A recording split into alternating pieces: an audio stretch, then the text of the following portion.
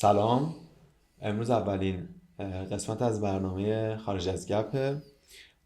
من به همراه مسعود جان اومدیم تا به مسائلی بپردازیم که خیلی توی مصاحبه نمیتونستیم راجع بهش صحبت کنیم و ما این لاین رو شروع کردیم. حالا صرفا هم قرار نیستش که ورزشی باشه و امیدواریم که براتون جذاب باشه و بتونه به مسیر پیشرفت بادی گپ کمک کنه. قطعا همینطوره. حالا در تکمیل صحبت‌های تو میگن نویسنده ها وقتی میخواین راجع به یه موضوعی، مثلا اگر مثلا موضوعشون راجع به مردم شناسی باشه یا یه موضوعی که عمومیت داره، اگه بخوان راجع به یه سری صحبت‌ها، یه سری مسائل صحبت بکنن که تو خود اون کتاب جا نشه، یه بخش اکسترا میارن که اون حرف دلشون رو بزنه. حالا خارج از گپ هم یه جورایی دقیقاً همین سیستم رو داره. البته خب ما سعی میکنیم بیس ورزشی بودن رو، چون اصلا برنامه اون کاری که میخوام انجام بدیم ورزشیه، اینو حفظ بکنیم، ولی خب فکر میکنم که جالب بشه و برنامه‌مون هم از یه نواختی فکر میکنم در میاد. حالا آره دقیقاً خیلی نظم خاصی شاید نشته باشه، یه وقتایی شاید پشت سر هم دیگه بخوام انجامش بدیم، یه وقتایی هم شاید مثلا فاصله بیفته. حالا ببینیم که تایم داریم بین مصاحبه‌هامون این برنامه رو انجام بدیم. حالا قسمت اول رو من میخوام راجع به یه شخصیت ورزشی صحبت کنم که شاید برای یه سری‌ها آشنا باشه، شاید هم برای یه سری‌ها غریبه باشه. و این شخصیت شاید دو تا سایت، دو تا جهت مختلف داره.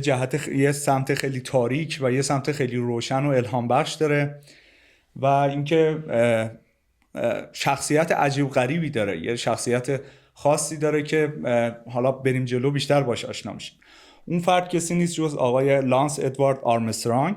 ایشون سال 1971 به دنیا آمدن توی ایالت تگزاس آمریکا و تو دوران نوجوانی ورزش رو شروع میکنه و به دوچرخه سواری رو میاره، یواش یواش توش پیشرفت میکنه و همینجوری میره جلو به حدی که از سال 1991 تا سال 96 خودش رو به عنوان یه پدیده دوچرخه سواری تو آمریکا و جهان معرفی میکنه. چند تا مسابقه میده تو خود آمریکا، خارج از آمریکا، تور دو فرانس.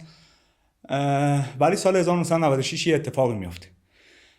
ایشون دچار خستگی و درد کمر و سوزش نوک سینه و درد بیضه و تورم بیضه میشه. اولش فکر میکرده که آنفولانزا داره. چند روز بعد تو روز تولد 25 سالگیش سلفه همراه با ترشحات خونی میکنه و باز هم فکر میکنه مثلا سینوزیت و ایناست. خلاصه یه چند وقتی میگذره و از درد و تورم شدید بیضه‌اش مجبور میشه که به دکتر مراجعه کنه. دکترها تشخیص میدن که ایشون دچار سرطان بیضه شده و این سرطان بیضه متاستاز داده به ریه و مغزش، یعنی 3 تا سرطان همزمان گرفته. دکترها قطع امید بودن، ولی واسه اینکه این بقنایتن رویش رو از دست نده میگن ما باید عمل کنیم، بیضت رو تخلیه کنیم. 20 تا 50% امیده که زنده بمونی، ولی واقعیت هم اینه که اصلا هیچ امیدی نداشته.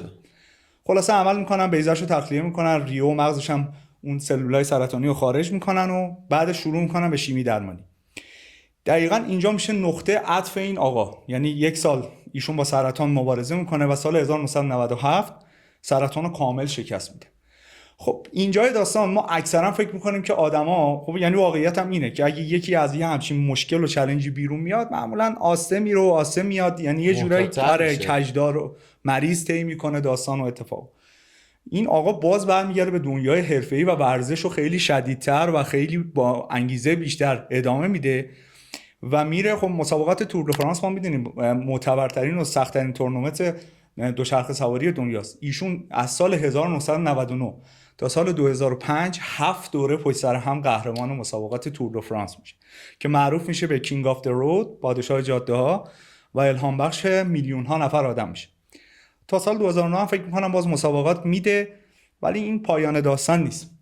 اینجا یه اتفاق دراماتیک میفته. سال 2012 کمیته ضد مبارزه با دوپینگ آمریکا اعلام میکنه که این آقا تو دورانی که این قهرمانی‌ها رو آورده دوپینگ کرده و از مواد نیروزا استفاده کرده و اینو به فدراسیون دوچرخه سواری جهانی اعلام میکنه و فدراسیون دوچرخه سواری جهانی تمام افتخاراتی که داشته رو ازش میگیره و به صورت مادام العمر از تمامی مسابقات کلا محروم میشه. این آقا اولش خودش هیچ عکس‌العملی نشون نمیده، وکیلش موضع میگیره که این حکم یه طرفه و حکم شتاب زده‌ای بوده ولی تو سال 2013 خودش توی مصاحبه با اوپرا وینفری اعتراف میکنه که این نوع استفاده کرده و احساس پشیمونی میکنه. و 2 تا فیلم، اگه اونایی هم که علاقه‌مندم میخوان بیشتر راجع به این آقا بدونن، 2 تا فیلم ساخته شده ازش. یه فیلم سال 2001 به اسم جاده‌ای به سوی پاریس به صورت مستند ساخته شده که قطعا تو دوران اوج این آقا بوده، و یه فیلم هم سال 2013 بعد از اون رسوایی که به اسم دروغ آرمسترانگ، یه فیلم سینمایی هم ساخته شده به اسم پروگرام سال 2015. حالا اگه کسی علاقه داره، کتاب و مقاله و مصاحبه ازش زیاد هستش از این آقا. خلاصه این شخصیت خیلی شخصیت عجیب غریبیه. حالا نظر شخصی من، حالا تو هم نظرتو بگو. نظر شخصی من، حالا کاری نداریم، بحث شاید غیر اخلاقی باشه دوپینگ کردن، ولی اینکه حالا قبلش هم ما یه صحبتی راجع به همین که آدم وقتی مریضی دچار مریضیه یا همچین شرایطی میشه چه اتفاقی واسش میفته. اکثر آدما هم، من تو همین صحبتم گفتم که اکثر آدم‌ها پیش خودشون میگن که خب اگه یکی همچین اتفاقی واسش افتاد دیگه بعدش همون کجدار مریض تا میکنه، ولی این آدمه برایش یه کار خیلی حالا شاید اگه دوپینگ نمیکرد مثلا نفر دوم میشد، نفر سوم میشد. 7 سال بعد از اینکه شما یه مریضی سهمگین رو پشت سر گذاشتی بیای یه همچین چیزی رو رقم بزنی، به نظر من خیلی کار بزرگی کرده و واقعا خیلی آدم عجیبیه. حالا نمام نظر تو چی راجع؟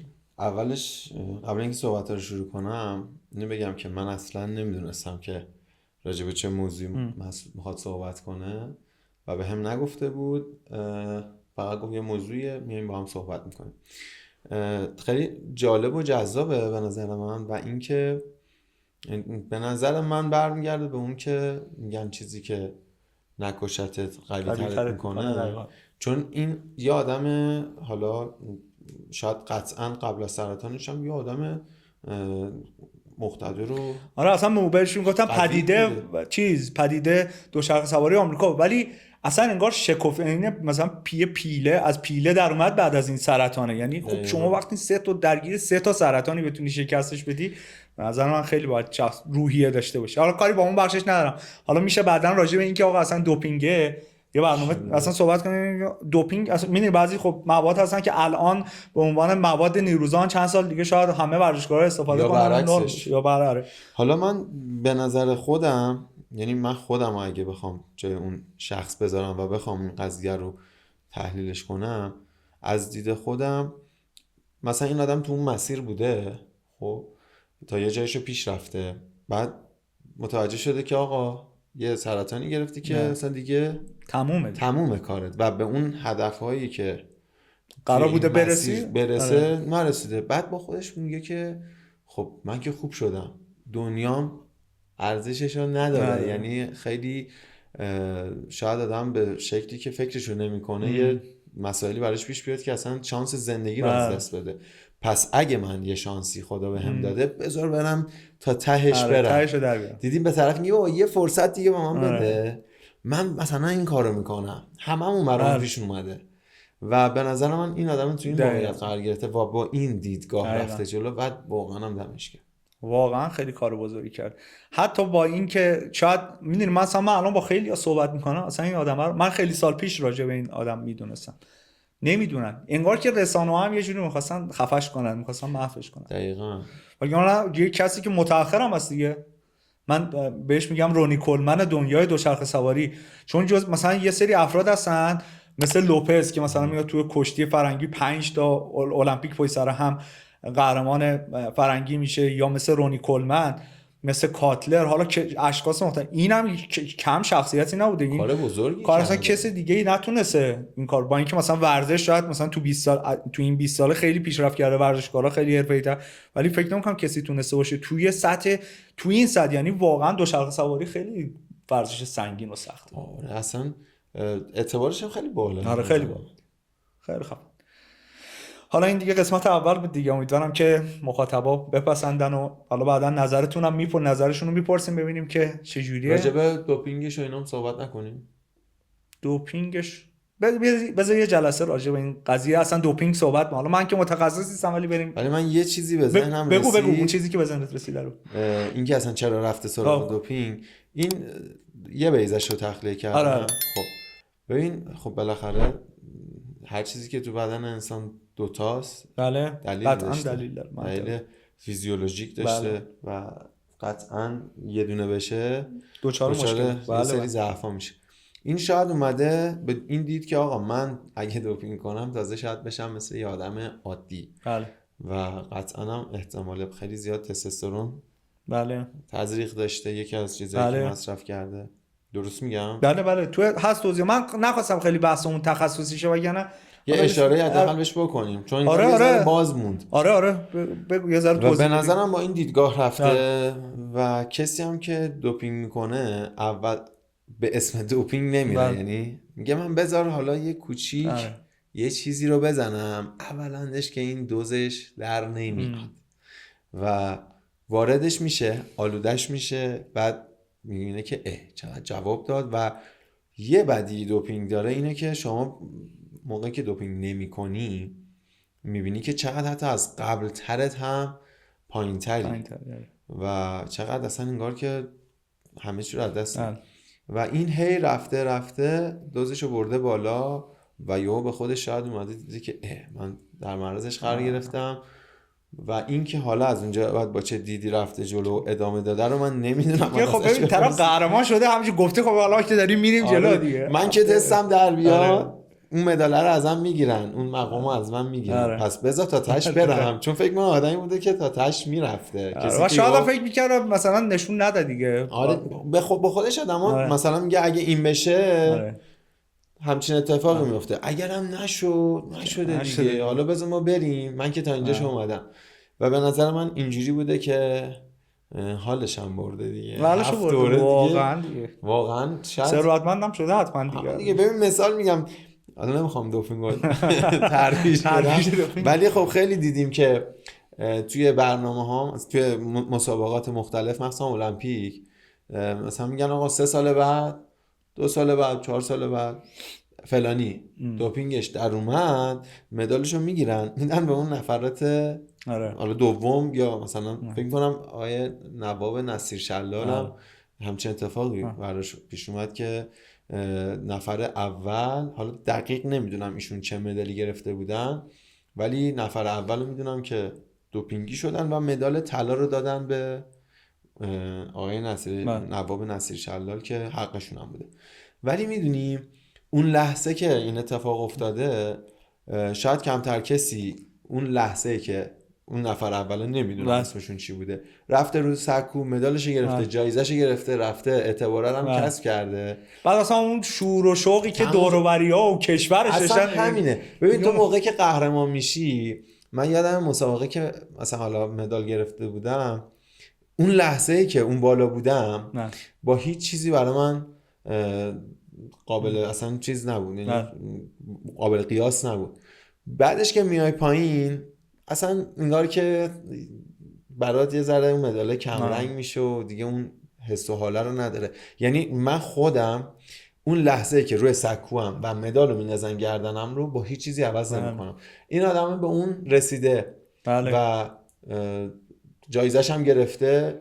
حالا تو اون سن جوونیش هم حداقل بعد 7 سال 8 سال نمیدونم بعد چند سال این اتفاق افتاده، تو 5 سال بعد 2005 بوده، 7 سال بعدش 2012. این حداقل 5 6 سال 7 سال از اون اعتباره و از اون جایزه و از اون شرایط استفاده کرد. گفت حالا بعدش هم حالا هر چه آره من تو جوونیم حالشو بردم. اتفاقا بعدش هم کلی ازش مصاحبه کردن، یعنی بیشتر بعدش بولد شده بیشتر. آره از یه بابتایی میدونی شاید هم خواستن ترویج مثلا کار بد نشه، شما ترویج بی اخلاقی نشه، از یه بابتایی خیلی چیز کردن. ولی تو خود جامعه آمریکا هم مثل این که خیلی باز همین که مثلا راجبش مستند و فیلم سال 2015 اومدن فیلم ساختن راجبش. دقیقاً شاید به این زودی‌ها نمیساختن اگر این اتفاق نمیافتاد. ولی خدا براش خواسته دیگه.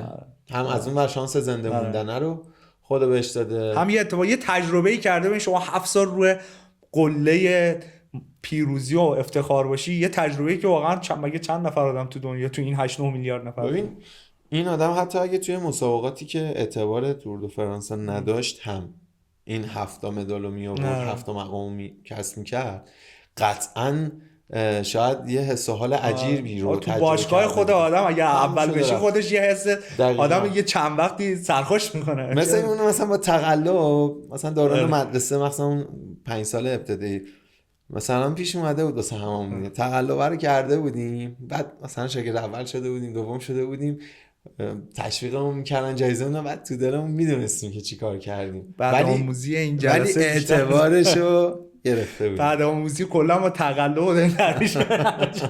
نه ولی خوب نیست، خوب واقعا نیست. خوب نیست، خطراتش هم خیلی زیاده، ارزششون نداره. به نظر من دوپینگ درس هم بخونید، سعی کنید درس بخونید. نکنید. خیلی عالی عزیزی، چکریم. مخلص.